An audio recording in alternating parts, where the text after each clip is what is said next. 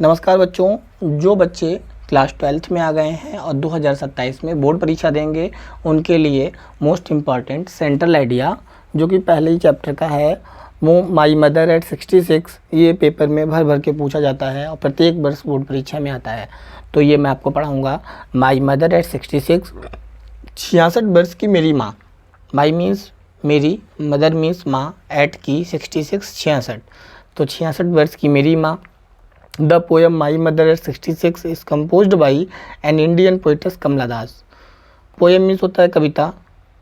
My Mother at 66, 66 वर्ष की मेरी माँ, एज है कंपोज्ड रचित बाई के द्वारा एन एक इंडियन भारतीय पोइटस कवित्री कमला दास। तो जो माई मदर एट 66 कविता है वो उनको लिखा है कमला दास ने, जो कि भारतीय कवित्री हैं। The poet's feels fear of losing her mother.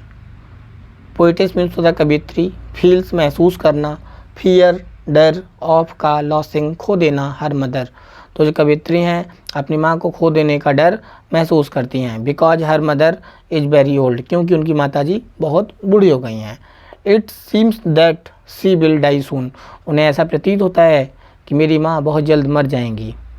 C get scared of this thought to come out from this negative that,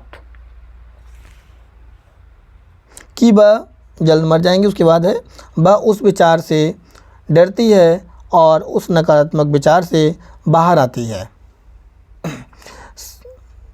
आगे देखें।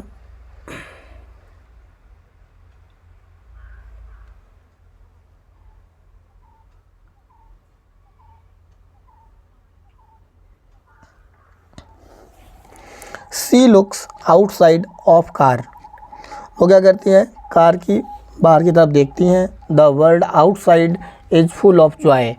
वर्ल्ड मीन्स होता है संसार, आउटसाइड बाहर से, इज फुल ऑफ जॉय आनंद से भरा हुआ है। जो संसार है बाहर से आनंद से भरा हुआ है। She looks young trees running very fast, और बड़े पेड़ बहुत तेज़ी से चलते हुए लग रहे हैं। Happy childrens who are coming out from their homes, खुशी बच्चे अपने अपने घरों से बाहर की तरफ आ रहे हैं। At airport after security check, airport पर पहुंचने के बाद, सिक्योरिटी चेक के बाद। She looks at her colourless pale face, looks means देखना, हर कलरलेस, कलरलेस मीन्स होता है बेरंग, पेल फेस मुरझाए हुए चेहरे को, वो अपनी माँ के मुरझाए हुए चेहरे को देखती हैं। सी बीकम वेरी सैड, और बहुत उदास हो जाती हैं, दुखी हो जाती हैं। बट लेकिन सी हाइड्स हर फीलिंग, वो अपनी भावनाओं को छिपा लेती हैं। And said to her mother, और अपनी माँ से कहती हैं सी सून अम्मा, जल्द मिलेंगे माँ।